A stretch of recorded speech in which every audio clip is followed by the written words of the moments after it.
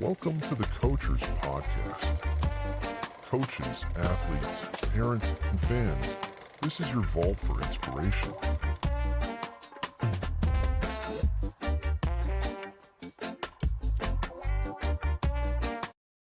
How's it going? This is Keanu Yamamoto with the Coachers Podcast, in here with Coach Keith Terry, head football coach for Mount Tahoma High School located in Tacoma, Washington. Coach, thanks for jumping on. Please tell us about your family, journey, progression, background, all that good stuff. First, I appreciate you having me today. Again, as you said, I'm Coach Keith Terry from Mount Tahoma High School, Tacoma, Washington. So I'm actually just married last year to Amber Terry, my wife. Have two step kids, Diego and Marissa. And, as we just kind of talked about off camera, right? I also have a little dog, Dakota. Just got that before football season as well.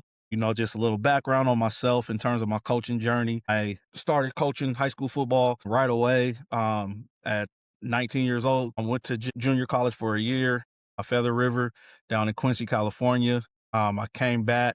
My head coach, Leon Hatch, had took a new job at Decatur High School in Federal Way, and just going over there to visit him just to check in, just kind of organically, hey, do you want to coach with us now that now that you're back? And, again, it's leading young man has always been one of my passion. Even as a young man, I was always a leader. And so, it just kind of felt right. So I got into it, coached with him over there for 4 years.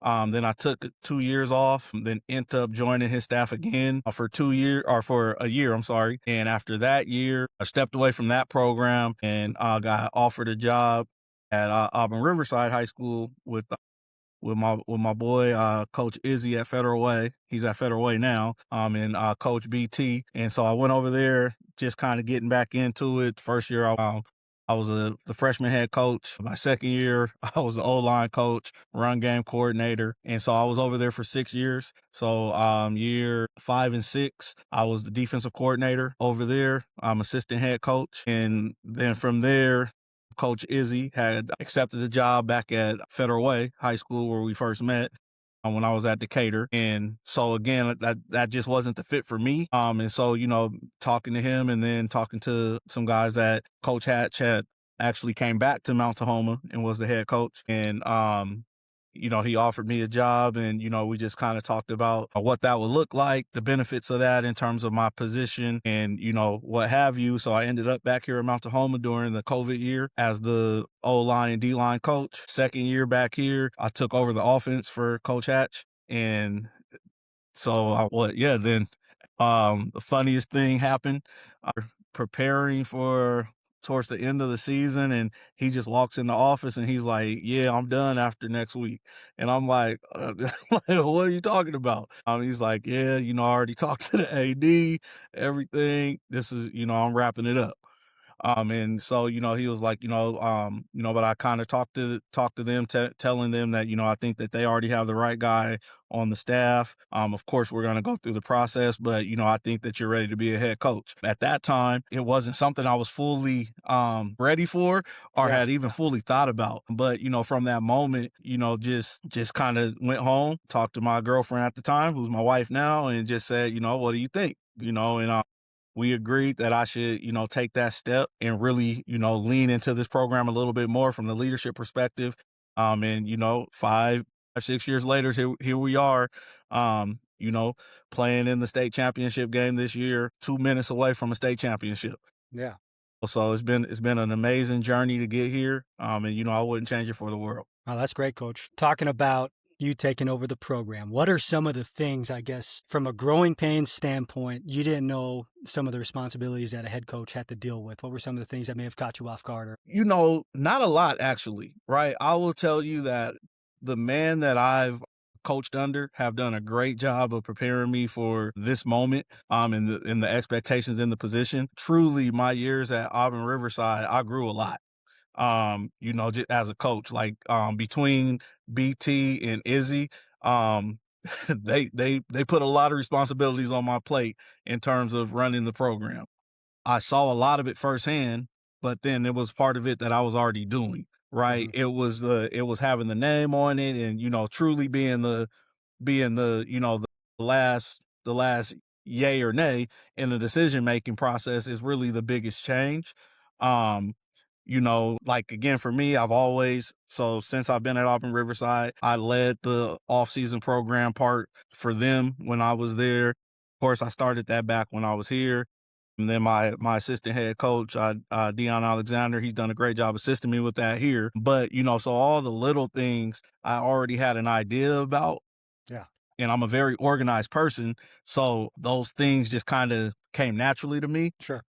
The biggest, but if the, again, the biggest hurdle I would say is, like when you're in this position, it's not just about you motivating the young man. You have to keep your staff motivated as well. Right. And you have to find the right guys that fit your standard. Right. Like that's been my biggest thing is that I don't shift my standard or expectations between a player and a coach. What my expectations of the coach is, that's going to be my expectations 365 days a year, not just during football season. Right. And, for everybody, that's not the best fit as a coach. Right. I have a family at home just like they have a family at home, but I think there's certain needs of the program that we have to be able to make sure that we're meeting also. Being able to mold and shape that and to keep that standard with everything else that goes on in the world, that's probably been the biggest challenge just in terms of making sure that you got the right people. Mm-hmm. But just in making sure that that's a level expectations with both of those groups. But, like the paper part, I've been doing that for years. So that part's come easy. It's just, keeping those other things in line and keeping the main thing. Yeah, no, I like that, Coach. I respect that. I was on with the coach 1 or 2 weeks back, and I asked him, if you had advice to give to, younger coaches or aspiring coaches, what would it be? And he said, do it all. And just kind of listen to your background. You're the defense coordinator, offensive line, defensive line. You were the freshman head coach. So can you kind of talk about maybe some of those experiences, especially as a freshman head coach, and how that's kind of molded you to, where you're at now?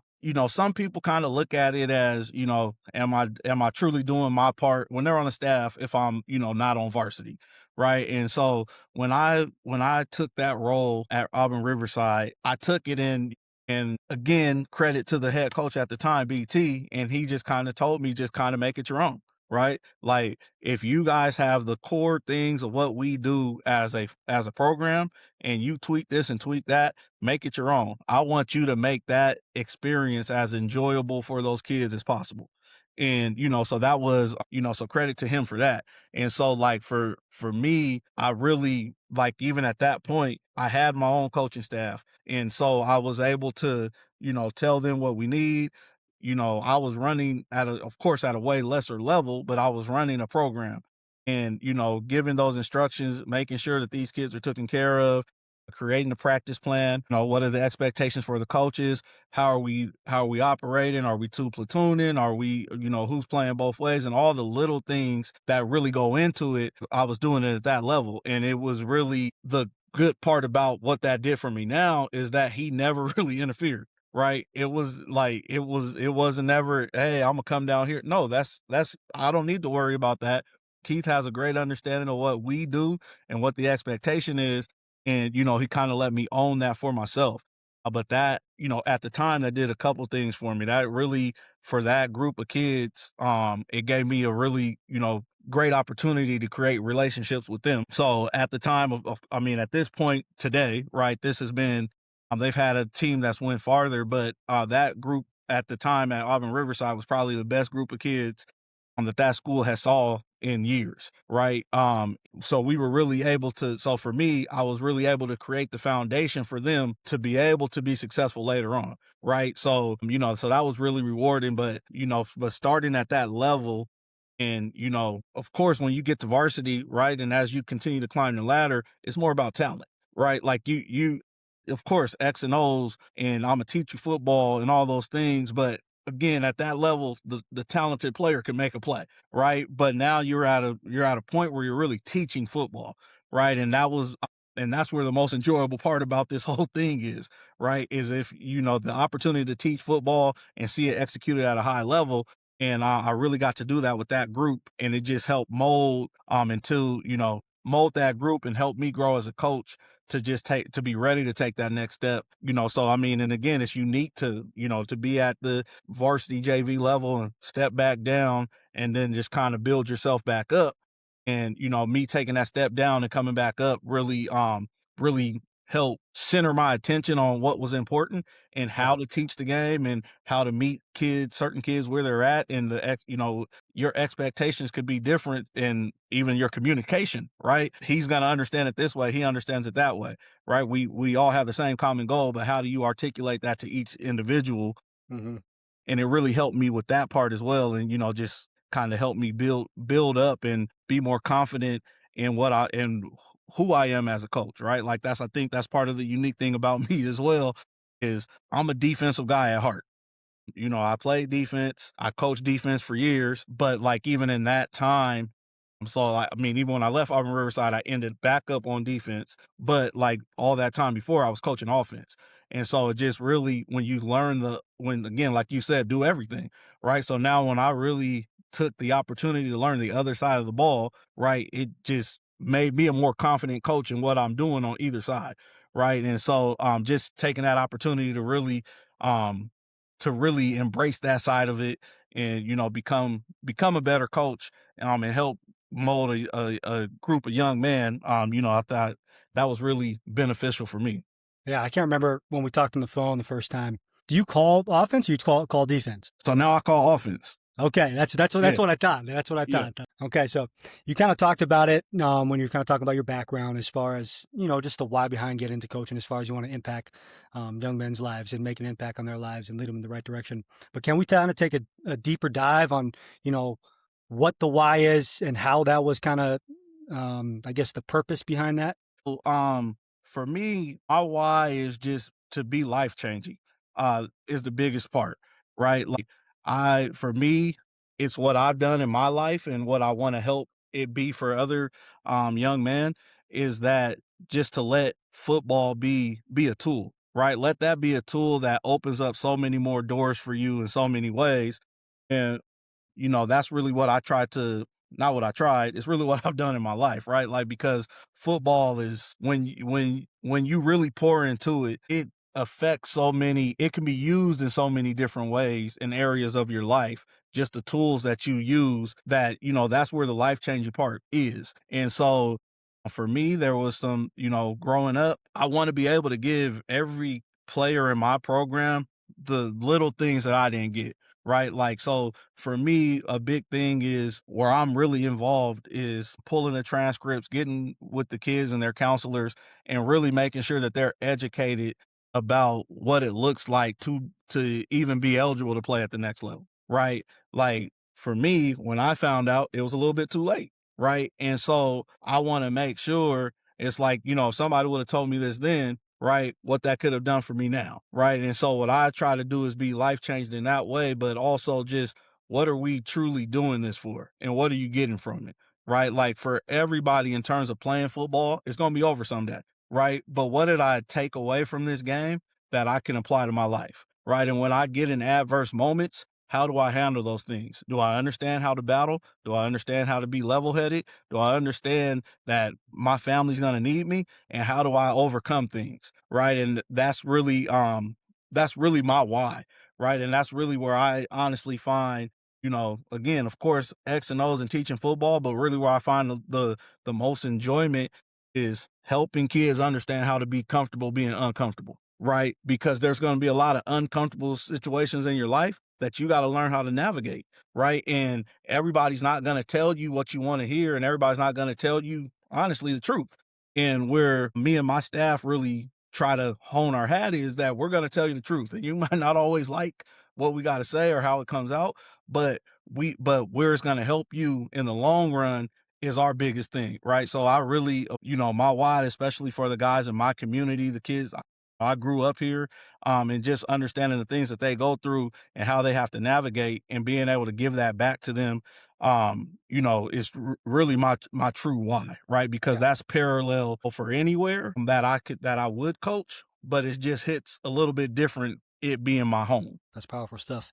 Is there like an aha moment that happened early on in your career, or probably later in your career, that kind of helped shape your philosophy or your outlook, I guess, on ball, life, etc.?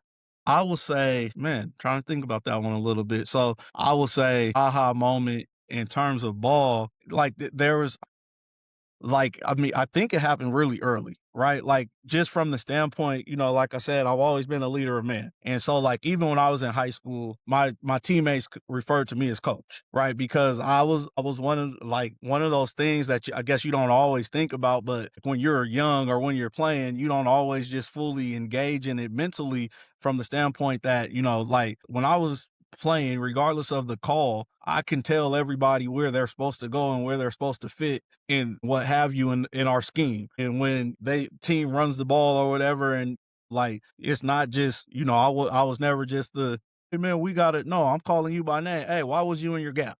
Right. And so just the game really slowed down for me, my really honestly, like my senior year of high school, just being able to really at a high level see the game. Right. And so that, from a playing perspective or even a coaching perspective, right? Like that's where I, kind of at that moment was like, that might be something that I truly want to do. Right. And so, so it was just fitting at the time that, that was what my teammates called me. And then it just kind of came to fruition. I would say just an aha moment, just in general, when I said I took a break from coaching, right? It was like I stepped away and it was like, it was that moment like where can I really do without this? Right. Like, because it was so rewarding without any of the extras, right? It was rewarding being able to help young men. It was rewarding being able to coach and give back in that capacity. And so, like it was a little void when I had stopped doing it, and it was, like riding a bike when I started doing it again. And it's just that when you found your purpose, right? And I think that that's really, a lot of people look for that and try to find that. And for me, just understanding that my purpose is to feed life to young men and help them grow. Just the platform that God's blessed me with is doing that as a football coach. Yeah. Took over the program in 22? 22. 22. What would you say was some of the big factors that kind of attributed to your success in the 4 years that you've been the head coach? It's been a crazy turnaround, Coach. I mean, you guys didn't make playoffs for, was it 39 years or something? 30 years? Yeah. Yep. And then back-to-back quarterfinals. 39 years. Yep. And then state final appearance. And like you said, down to the wire. Yep. I would say the biggest thing for us was creating a standard.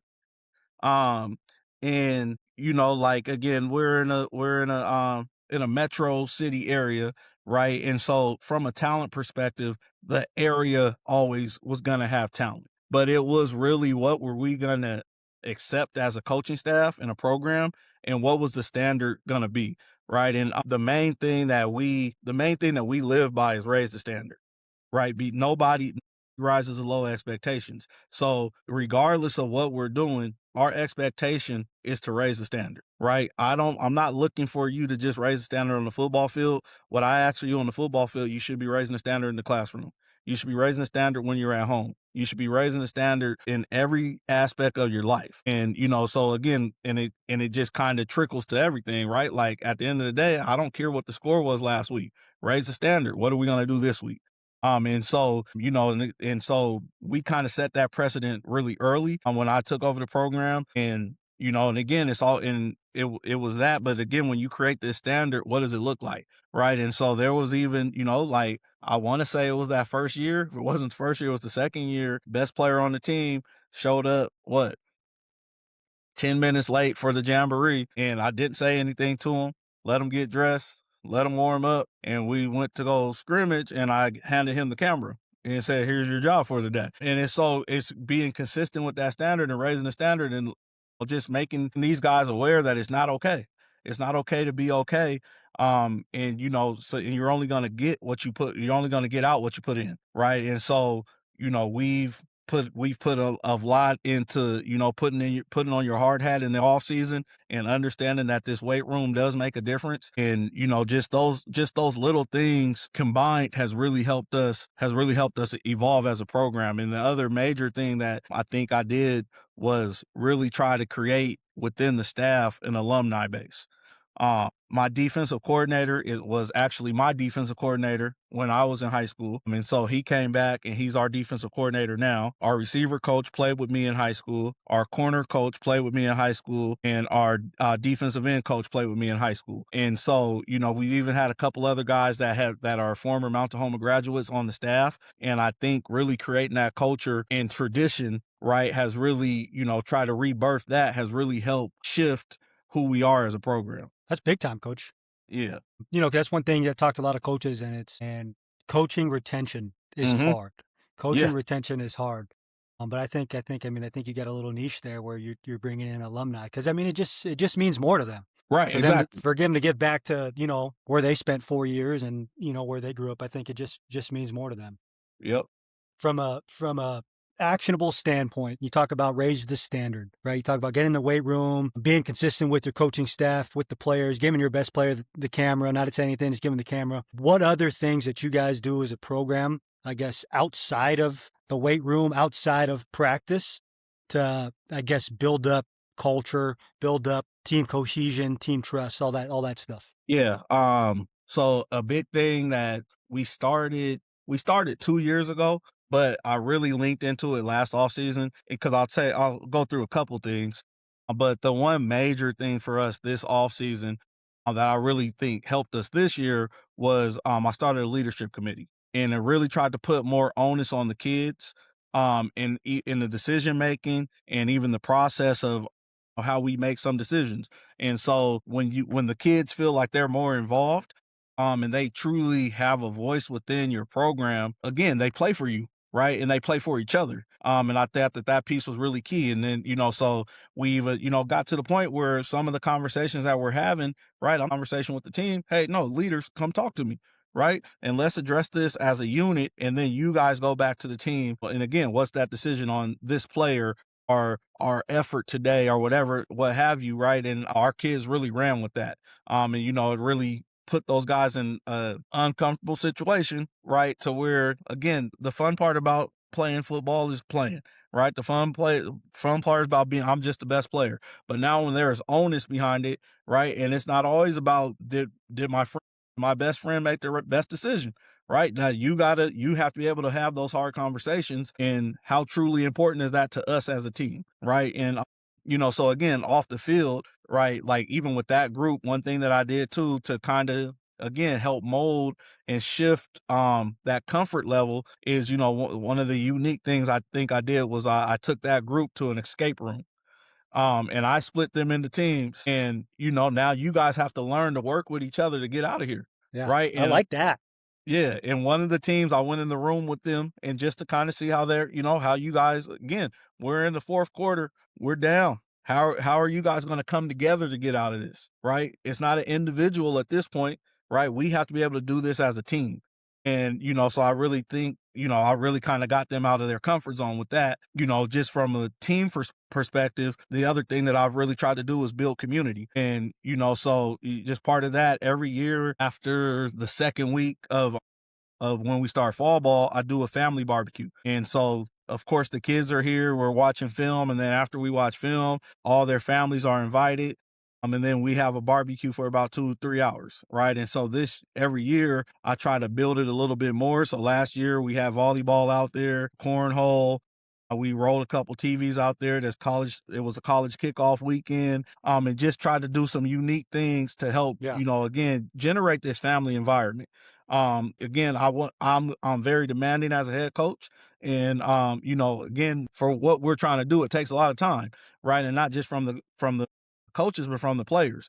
So there's not a lot of times during the season that the kids are home before 7:00. From the time that school gets out, we do study hall twice a week. We're still lifting, but again, we're making sure that we're fueling their bodies and all those things. But I want their parents to understand that this is a family environment, right? That your kids are safe here, but also you're welcome here. Right. And if you want to come watch practice, if you want to have a conversation, this is an open book. Right. And I want you to know that you can be a part of this. And so that's something I think that's been, unique as well in terms of what we do. And, just events like that. One thing that we do a lot here too, again, is different at every school, but our kids work, we work a lot of concession stands for the school, right? And I mix up those groups, right? I let you volunteer, but then we get to this point, nope, you're working, you're not. Just again, we gotta be comfortable being outside of our bubble. But also, those little events help build camaraderie for the season, and help build, everlasting relationships. And so, that's again part of that wanting to be life changing is, this experience has to be life changing, right? It has to be what you're not what's not normal for you, and what's going to push you to be better in every aspect of your life. That's good stuff, Coach. What is Coach Terry cooking on the grill? Is he the grill master, or what is he cooking? Nah, that's why you get a booster club. Nah, but I have before. I mean, if it's just at this school event, I would just get the ribs from Costco. I know you're a manager at Costco. I would just get the Costco ribs and get some rotisserie chicken, good. man. Yes, sir. Yeah, Right. we'll throw hot dogs, burgers on there. We Yeah. actually do have, again, just building those community relationships. We have somebody that's for the last 3 or 4 years has donated ribs to us, and then my mom's husband will cook them for us, smoke them, and then a couple other parents will help as well. So we eat good. That's good, Coach. If I were to come and watch a practice, right, what do you want me to take away from your practice? I want you to take away our structure. But within that structure, the looseness, in terms of how we do it, right? We try to make it as, on our budget. We try to make it as much as a collegiate college environment as possible at practice, right? So, we have our sessions where, it's locked in. We're doing our chalk talk on, our chalk talked it earlier and we're walking it now. But outside of that, we have our music on, and we want our kids to really embrace the environment, right? And just have fun within it, and so we try to, again, like I said, our structure, our looseness, our fun, but I do try to make it a little bit hectic also, right? Because I want to push the envelope at practice, so when we get to the game, it's just football, right? And I think we've done a really good job at that. And so yeah, just again, we're on time, we're moving, we try to not to waste time. And so when when you're here watching, I think again the biggest thing is the structure and the and how we maximize our time, right? Yeah. I think that's the biggest part. If there was a team drill or a drill or a team period that you have within practice that you wish you did earlier in your career, or you find it unique and you find it very productive and efficient, what would that drill be? Or what is that drill with team period? Guess it's kind of like, for me, I'll say like now because I'm coaching offense. But I think our big one for me is like our zone drill, right? And it's really like a mesh period. But I think just it really gives us an opportunity from a coaching staff perspective to really hone in on each part of what we're doing outside of a live rep, right? Like, so again, we can coach the quarterback and running back's footwork. We can coach how we're, again, in terms of what we do. It's essentially a spread pistol. So it's a lot of RPOs involved. So, we're coaching where our receivers are, right? What route combination are we, our screen combination are we running on this play, right? But we're also able to coach the alignment and how we fit in terms of the O-line in that drill as well. Yeah. And it's all, I say that because it's something that we really got good at, because it's something that you can always come back to also, right? Like, so again, this year we got off to a really fast start, had some really big wins, got to the middle of the season, kids got kind of stagnant, and you have to, figure out, again, just going back to the basics. And the basics was just going back to this drill, talk about where we fit within what we're doing and go play. Right. Yeah. And Is this on air, or is there bodies on the other side? so we do both, right? So we'll go about 5 minutes on air, and then we'll rotate our bodies in for about 5 minutes, keep giving us different fronts, give us different looks in terms of the coverage. So when we're reading our RPO, and again, we just try to get reps out of it, right? Out of both looks, how many reps can we get in these 5 minutes? I like that. All right, little one formation challenge. I know you're a defensive guy, but you're the OC right now. So one formation challenge is you get one formation going into the game. Okay, that's all you can run. I guess you can motion and shift out of it, But if it's a 3-by-1 formation, it's got to stay a 3-by-1 formation. You can't motion back 2-by-2. So what Gotcha. would it be and why? So for us, I would say what we call it is split flex. So it's essentially a 2-by-2 Yep. formation. You know, the way that we try to we try to dictate coverage based on our ability to run the ball. And so in that formation, we feel like all of our options are open. You know, we feel like we can, if you take this away, we know that we have this type of mindset, and that's how we coach it, right? And so, okay, if this is the guy, we know we're blocking these guys. So if this guy's fitting, what should we be running? Right. And so I think for us is the formation that's given us our most options on a consistent basis. And like for me, like one of my biggest takeaways from, just learning football and just, leveling up is what can your team lean on?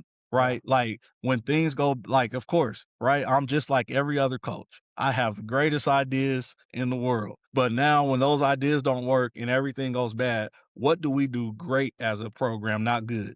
Right. And that's the formation for us that we feel like we can be great in all the time. Right. Because we have so many plays off this and that we can run that it gives us our most flexibility. Yeah. You said split flex. Is that 2-by-2 open, you said? Yeah. Yeah. So split flex, left, right, doesn't matter. It's No, I like that. I like that. Yeah.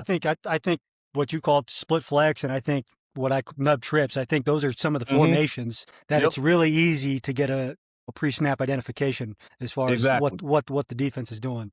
Yep. Do you coach QBs right now? Are you with the Qs, or what do you coach? Not really. I've again, when we talk about the alumni base and just trying to build up, I have had a pretty good job of retaining my staff. And so this year I didn't coach a position. I just floated. We just called it, baby. Huh? Yeah. Yeah. So I got a quarterback coach. So previously I was the O-line coach. I had somebody, we kind of shifted some things around. Somebody else started coaching the O-line, had a quarterback coach. And then I just kind of gives me the freedom to kind of check in and make sure that everybody's doing what we need to be doing to be efficient on offense. So it's, I really liked it. I hope to be able to stay in that. But if not, I've coached every position on offense before. Do you think there is a situation in football that gets overlooked? And if so, what would that situation be? Really, what's the situation gets overlooked? I don't know. I think it's different at every level. I don't overlook it because we do it a lot, right? But we go for it a lot on 4th and short, right? Yeah. And I think, but we spend a lot of time making sure that we can get the 4th and short, right? And it's partly making sure that you have, again, what's your focus, right? Like, again, is it hard snap? Is it hard count? Is it, again, like I said, bread and butter in terms of what we do? How do we identify? How do we pick up? So because that's where we feel like that's our advantage, right? Because we really try to lean on we lean on our defense, right? We think if we're at the 50 or plus territory, we're probably a 90% team going for it. And, so for me, I think that's an advantage because you have to prepare for that as a coach, right? If it's probably 4th and 3 and shorter, we're going for it. And is your team prepared for the things that we can do off that? And then again, I think on the flip side, on the defensive perspective, is like, how are you going to call third downs now? If I know you're in the plus territory, like, are you treating it like mixed downs where you're going to sequence your third down play so you get a 4th and short, or is third down true third down for you?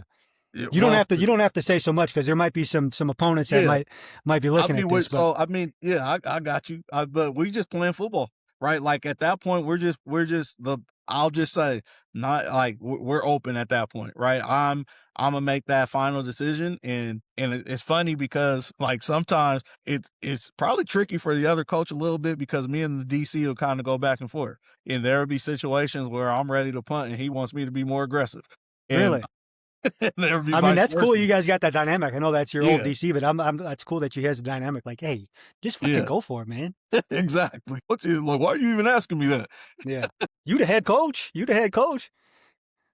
Why would you say, in your opinion, why is football the greatest sport? I mean, it's kind of go back to what I said earlier because it teaches you so many lessons, right? There's a lot of great sports, but the football is probably the most team oriented sport out there, right? Because it doesn't matter your talent, right? Is the guy next to me can he do his job, right? I have to be able to be so selfless to rely on somebody else to do the job. And it teaches great leadership. It teaches how to work through adversity, and so it puts you in these vulnerable positions, right? To where you really have to, is this something I really want, right? From an effort perspective, again, it's a mental toughness thing, right? And it teaches you so many lessons within that really after football, right? It really something that you can apply to your everyday life. The amount of adversity that you go through and the battle testing of your body and all those things, right? I think that's the separation part for me why football is the greatest sport. I like that. Before we got on, we were talking a little bit, and you made a comment about, football teaching kids how to be vulnerable and open up with one another. Can you kind of dive into that a little bit on why that's important, especially for high schoolers? Yeah. For me, in my opinion, I think that that's really important because again, it just kind of goes back um to the relationships that you're gonna build and the relationships that are in the room, right? And so when you're on a team and you're in this environment, right, it's the growth comes from being open. The growth comes from vulnerable situations. So learning how to communicate and talk to each other and to advocate for yourself, right? And being vulnerable is a big part of that, right? And for us, we kind of talked off camera, right?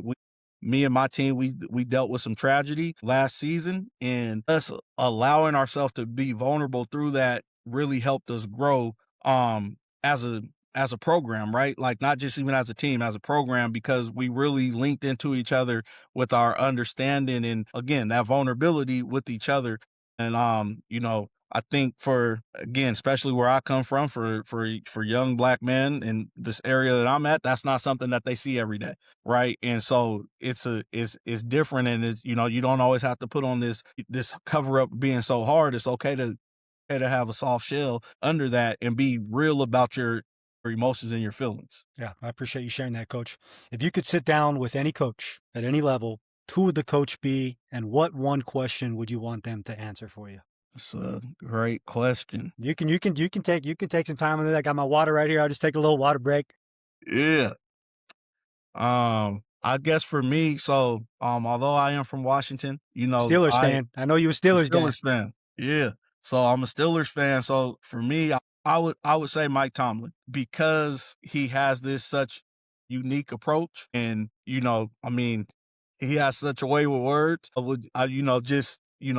To really have an opportunity to get the fruits of that labor, I think would be a really great experience. And if I was to be able to ask him one question, I guess for me it would be like, what makes you unique, right? What makes you different? Because I think that for me, a lot of this is self evaluation, right? And what makes you unique in your ability to coach? And I would love to hear his outlook on that. Yeah.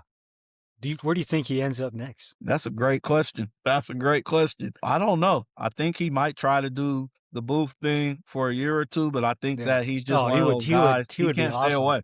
He Yeah, would be he can't awesome. stay away. Preface you this beforehand. Anela Question a day. So my daughter asked her question for the guest of the day, and her question was, "What was your favorite toy or video game growing up?" I'll say, or actually, I think I told you Nintendo, but it's actually PlayStation. It was PlayStation. And NBA it Street. was Crash Bandicoot. Crashman. That's right. Yeah. What does the word team mean to you? I had a cousin that was a coach before me, and so it's always just kind of stuck with me. Together, everyone achieves more. And so however you break that down, that's part of the way that we try to live that out. Is again, it's all about togetherness in our approach as a team, and so we really try to, like I said, lean into that part and put the team before I in every situation. You kind of talked about earlier that you're pretty hands-on as far as checking transcripts, and you guys have mandatory study hall twice a week. Is there anything else that you guys do from a system or process standpoint to help with academics or to help with players that are battling with mental health or academic issues? I try my best, and we try our best to do that all, right? So one thing that I always tell my players is when I check your grades, you better not be failing math. The defensive coordinator, he's a college math professor. So don't tell me that you fail in math.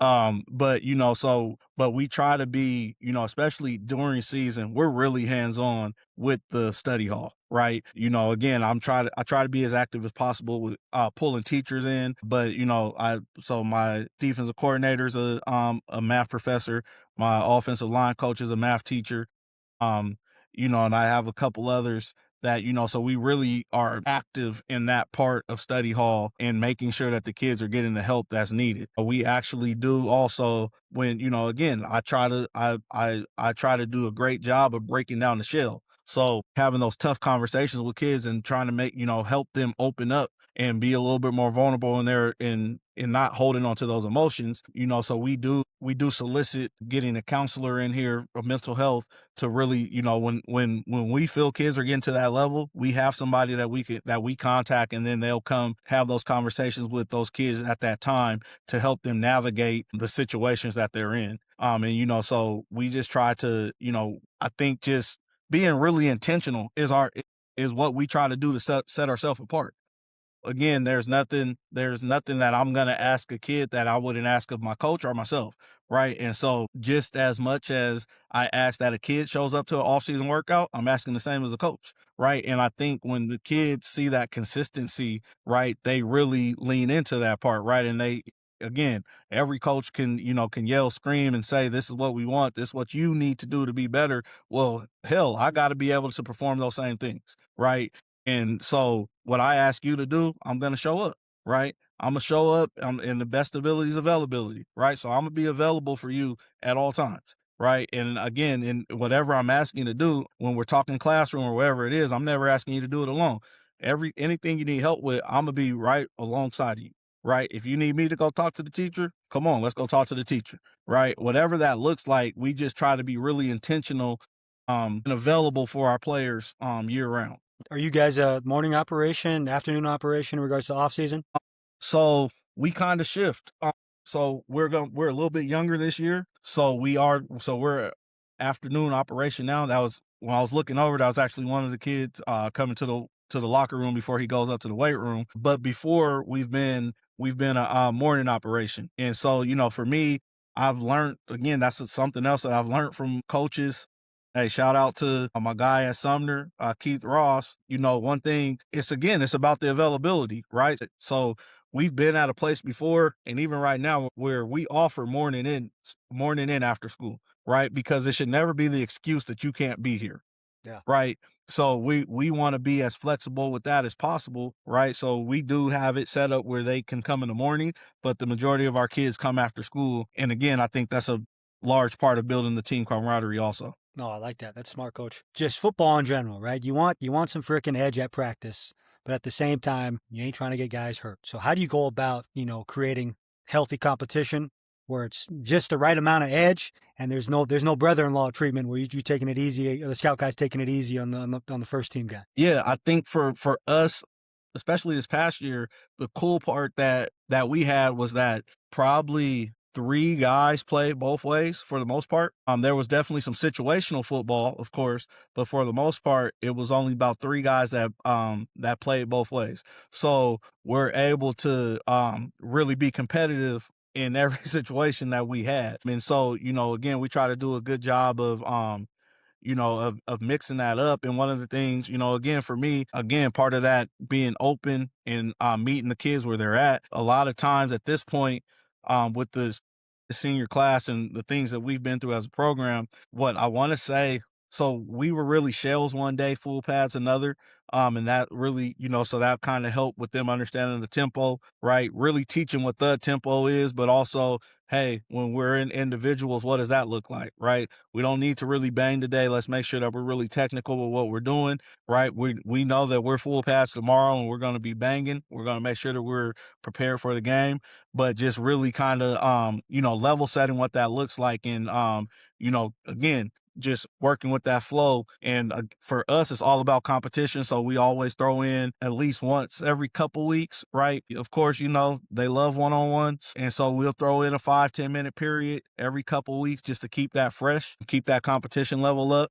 But again, also understand how we throttle back down, and just, we have championship reps all the time, right? Again, it's about being fit in whatever position that you're playing. Yeah. You mentioned a couple times, best ability is availability.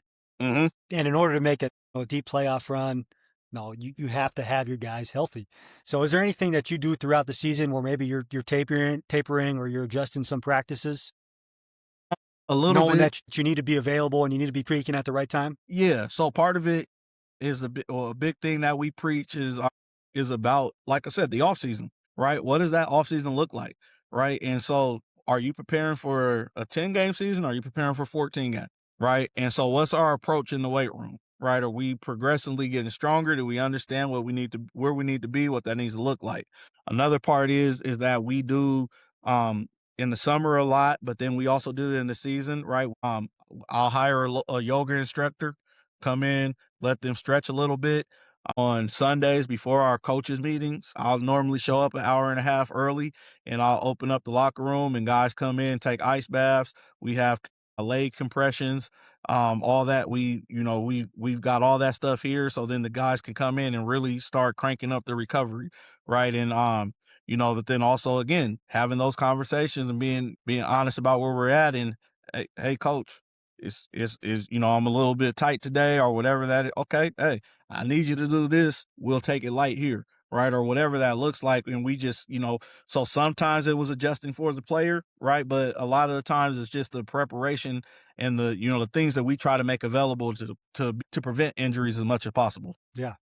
Aside from winning, what other metrics do you use to define success as a coach? It's our effort level, our effort and our approach. And, again, the wins is the X and O part, but I want to see these guys win off the field way more than I want to win a football game. And so, it's on the field, it's about us winning the right way, the approach that we take. But then for me, it's the off the field things that, again, it's when I'm not looking. Right. And when I can open up my email and the teacher or whoever's telling me how this group of kids helped them move her classroom, or, there was a fight at school and your kids were the ones that was breaking up the fight, or whatever that is, those are the things that are true wins to me. Right. When I know that I'm making an impact way off, beyond the field. Right. And these guys are making the right decisions in the schoolhouse and outside of here. That's the true wins and the real metrics to me of me being a successful coach. I like that, coach. From a self-scout process, once the season is over, kind of give me, I guess, the timeline. Are you looking at big structure, philosophy, culture type stuff? Or are you kind of taking a break until January, then you start diving into that, then diving into X's and O's, scheme? Yeah, that's funny. So it's funny because I'm a busy guy. This year, so the last 3 years, I've actually coached girls flag football also. So right after the season, I'm jumping into flag football. So I that makes didn't realize that's becoming a big deal, man. That's pretty cool. They Yeah. just played the state championship game, this past Yeah. weekend? Yep. And that makes my situation a little bit unique. Yeah. So, but my biggest thing straight after the season, I probably take a week, but then I get right into coach evaluations, right? And so, again, I start with me and my DC, and we just sit down and we're really good friends at this point. We sit down and we talk and we just, kind of recap the season together. And then from there, I'll start setting up my meetings with individual coaches. And for me, like you said, it's a lot about self-reflection, right? And so in those conversations, I'm gonna give my opinion, and this was my outlook. But the first thing before I say anything, I want to hear your feedback. I want to hear your thoughts on the season. I want to hear what you thought about your position group. What are the things that you thought you did well, that you thought you can improve on? Where do you think we are as a program? Right. And now I can take in those things, and the things that, again, all those things fully reflect on me. But now what are the things that I can make the biggest impact right now? Right. And I look at those things and we have that conversation. But then now I have this data from every coach, and okay, these are things that everybody thinks that we do well as a program.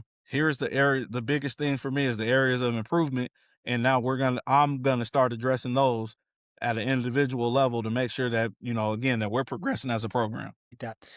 Is there a change in approach as you as the girls flag football coach and being the head football coach at Mount Tahoma? Is there a change in approach as far as how you go and communicate, or is it all the same? What you see is what you get. So it's all the same. First, I think the only biggest difference is I'm not the head coach. The defensive Okay. coordinator is the head coach. Yeah. So that's the little bit of the shift. But the girls, they tell us they want us to coach them like the boys. So I said, "Are you sure?" Said, "Yeah." I said, "Okay, get ready." That's So awesome. same approach. How many girls are on the team? So we had 2 teams. And so throughout the program, I want to say we had about 40 or 42 girls. It was about 18, maybe 20 on varsity. That's pretty cool, man. Yeah, yeah. How, It's how fun. big how big is that? Like, it's pretty much everyone in your guys' division carry a team. Yeah, everybody. So I want to say there might be a couple schools that still don't have teams, but again, this was the first true year of it being acknowledged as a sport. So I think it's only going to get bigger these next couple years. So it's going to be fun to see, the evolution of that and, the direction that it goes in. Yeah, no doubt. Are there any other acronyms, quotes, or values that you kind of live by, aside from raise the standard that you use within the program that you don't mind sharing? At our banquet, the parents asked the kids, they made a plaque for me. And the other thing for me is just really my biggest thing is about being uncommon, right? Everybody, the common things are not what make you successful, right? It's doing the uncomfortable things and getting out your comfort zone, and pushing the envelope and being uncommon about your approach, being uncommon with your desire, with the way that you address the game. And when we're uncommon, that's when we're going to be successful as a program. And so I really put the onus on that, especially this year, about us just being uncommon in every way that we approach the game of football. Yeah, obviously a lot of success early on, Coach. What are some of the things that you're really going to harp on as a head coach to really sustain that success? It's about for me, it's about being consistent and living up to the standard. Right. I think the really good part for us now, when I say good, the fun part for us to see is that over these years, we've created the standard, and not only us, but the players. Right. So, year one, when you're scrounging up kids to get in the weight room and do the things that you're asking them to do, compared to, now you're telling some kids playing basketball, you can't lift today because you have a game. Right. Just the complete culture shift. Right. But maintaining that standard and that expectation is our biggest thing, right? Again, just keep continuing to push forward to elevate who we are as a program, but you as an individual, we really want to put onus on that. And, so for me, like, again, we just wrapping up flag football and stuff now, but my biggest part for me is just going to be, again, getting back in and deep diving back into the leadership part, right? I think we did a great job with it last year, but there's another level for us to go to, right? With just our players continue to take ownership of the program and really stepping into the leaders that they can be. Yeah, you mentioned the leadership committee, forming that in the offseason.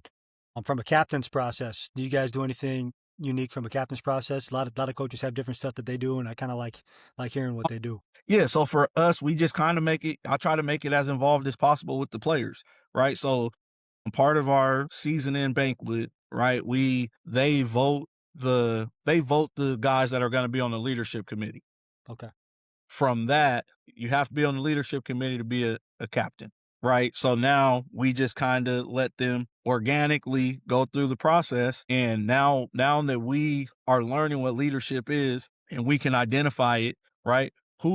From this group, who do you guys think should be the leaders or be the captains, right? And then, now that we've grown in that manner, right, now we can have this conversation about why I agree are the things that you need to work on to prove that you should be a captain, right? Or what are those true expectations going to be? And so that part has been unique for us, but I think it's been very, that's how we've kind of approached it. And it's been a very successful for us. Yeah, we got 2 more questions, Coach, and Mhm. wrap it up. I think you have a very unique story, especially since you weren't really anticipating becoming a head coach. The head coach walked in and said, "Hey, I'm stepping out next week."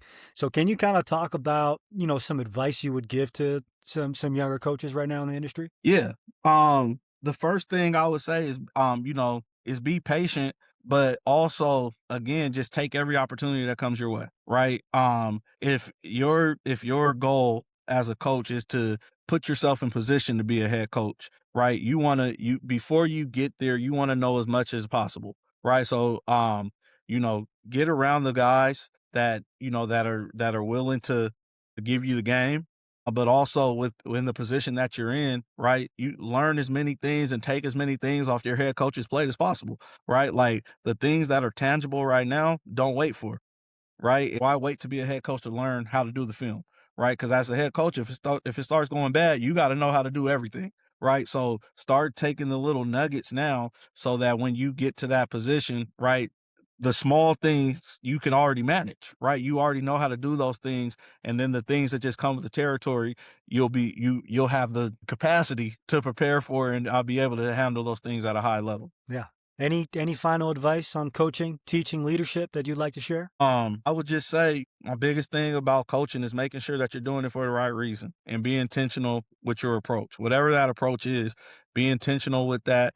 The biggest thing that I've learned is that whether you think it or not, the kids are watching. Yeah. Right. And so make sure that you're very intentional, and make sure that you are, whatever your standard is or however you approach it, make sure that you're intentional with that, and that you're setting that standard for the kids in your program and the kids around you.